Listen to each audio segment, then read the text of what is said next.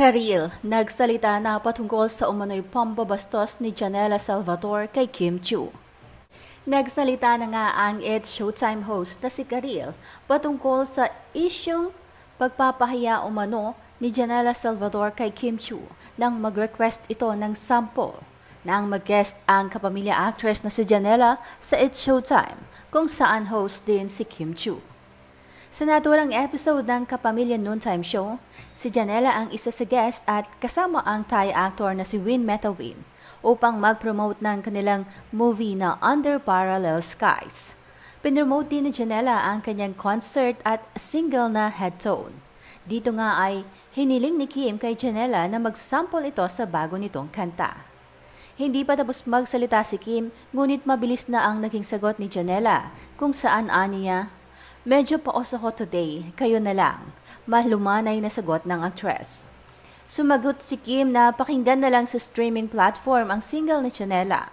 At sa hindi inaasahang pagkakataon ay nag-trending nga ang topic na ito all over sa social media. May mga netizens kasing nagsabing nabastos umano ni Janela si Kim. At lalo pang nabigyan ng kulay ang isyung ito dahil sa Especially For You segment dahil nagbitaw ng salita si Vice Ganda sa isang contestant ng "Medyo paos siya today, kayo na lang," na inulit ang statement ni Janela. At dito na nga lalo pang nagkaroon ng iba't ibang kwento ang mga netizens at nilagyan na ng kulay ang mga hirit nila Janela, Kim at Vice. At sa isang radio interview nga ay natanong si Karil kung totoo nga bang nagkaroon ng issue si Janela kina Vice Ganda at Kim sa kanilang noontime show. Kagad naman itong kinontra ni Karil at sinabing hindi naman ito naging issue. Ani Karil, "It's just that Janela is not feeling so well and she's preparing for her big concert and she's doing movie press. Siguro she's not able to really rest and recover properly. So we just asked her to do sample, but she wasn't ready for it cause obviously she wants to be on tip-top shape for her concert. So yeah, it was like a little moment that, parang maybe to some people online, it meant something. But she just really couldn't sing at that moment." Paliwanag ni Karil.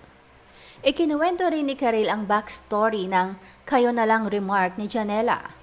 Ani Karil, prior sa interview with Janela and Win, there was a moment when Janela and Win, Kim Chiu and Ann Curtis did "gusto ko nang bumitaw."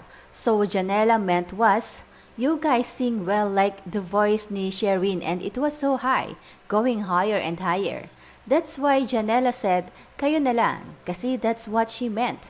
That was her reference naman. Ngunit idinagdag din ni Karil na iba ang naging interpresyon ng ibang netizens sa pagbitaw ni Janela ng "paos ako, kayo na lang." Natanong din si Karil kung bakit nga ba sa show ay inulit pa ni Vice Ganda ang pahayag ni Janela na "paos ako, kayo na lang." Ani Karil, hindi na abutan ni Vice ang pagkanta ni Ann at Kim bago magsimula ang programa, kaya baka hindi nito na-catch ang konteksto ng istorya. Late kasi siya dumating. Dagdag pa ni Karil kung bakit naging issue sa iba ang pagtanggi ni Janela. Kalimitan kasi ay laging game ang sino man sa show, mapa-guest man o host kapag hiningian ng sample. Maging si Karil daw ay hindi nakakaligtas tuwing siya ang pinapasample.